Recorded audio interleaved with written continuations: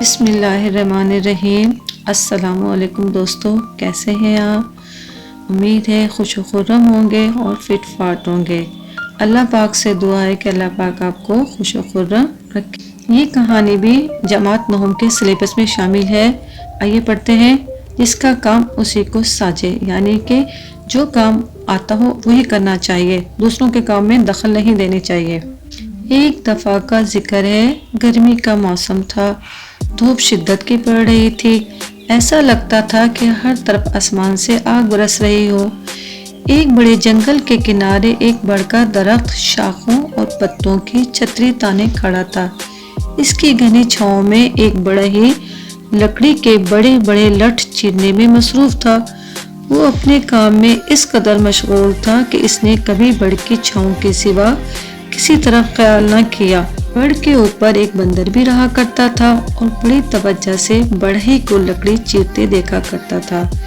اسے بڑھئی کا کام اتنا پسند آیا کہ وہ چاہتا تھا کہ بڑھئی چلا جائے، لکڑی چیرنے کے لیے لٹ پر بیٹھ جائے اور بڑھئی بن کر لکڑی چیرے۔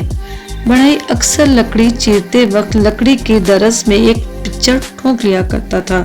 بندر نے یہ سارا کھیل دیکھا اور موقع کی تلاش میں رہنے لگا۔ ایک دن کا ذکر ہے کہ بڑھئی کسی حاجت کے لیے لٹ سے اٹھا، آری اور پچڑ دونوں اپنی اپنی جگہ چھوڑ کر وہ خود چلا گیا۔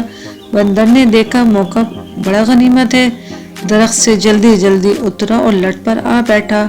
ادھر ادھر دیکھا، جھانک کر لکڑی کی درز کے پچڑ کے ساتھ کھیلنے لگا، زور لگاتا اور اسے ہلاتا رہا۔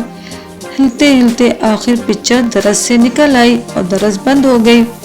اس کے ساتھ ہی بندر کا ہاتھ درز میں آ کر پھنس گیا۔ بہت چلایا، چیخا، تڑپا۔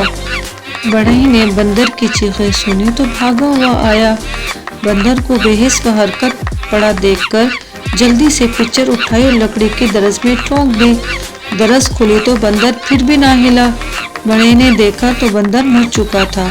اسے درز کی قید سے نکال کر الگ پھینکا اور غصے سے کہنے لگا، جس کا کام اسی کو ساجے۔ پیارے بچوں، اس کہانی سے ہمیں کیا اخلاقی سبق ملتا ہے کہ ہمیں جو کام آتا ہو وہی کرنا چاہیے، دوسروں کے کام میں دخل نہیں دینی چاہیے۔